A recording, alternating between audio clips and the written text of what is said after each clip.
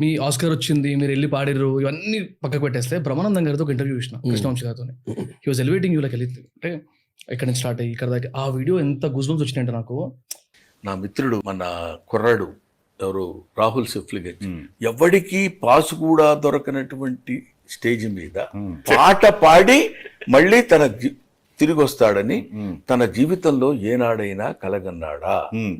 కాబట్టి it is return. అంటే ఆయన గుర్తుపెట్టుకుని ఆ పాడ్కాస్ట్లో అంటే ఆ ఇంటర్వ్యూలో మాట్లాడడం నాకు తెలిసి రంగమార్తాండ తర్వాత అనుకుంటే ఇఫ్ ఐమ్ నాట్ రాంగ్ అలా మీరు యాక్ట్ కూడా చేసినట్టు కదా. అవును, ఆ చాలా గూస్ బంప్స్ వచ్చినాయి నాకు. ఇట్లా స్టార్ట్ అయిన తర్వాత అగైన్ అందరు చెప్పేది ఇది దుల్పేట నుంచి ఆస్కర్ దాకా పోయిందంటే అసలు నెక్స్ట్ లెవెల్ బ్రో. అసలు congratulations for that first of all. Industry దగ్గరికి వచ్చేసరికి మ్యూజిక్ ఇండస్ట్రీ దగ్గరికి అసలు ఒక పాట ఒక మూవీ గురించి మాట్లాడు, ఇండిపెండెంట్ గురించి కూడా మళ్ళీ వద్దాము. ఇండిపెండెంట్ సాంగ్స్ గురించి ఒక మూవీలో ఒక సాంగ్ ఉంటుంది ఆర్ ఒక 10 సాంగ్లు ఉంటాయి అని ఫిక్స్ అయిన తర్వాత సాంగ్ డిస్కషన్ స్టార్ట్ అయిన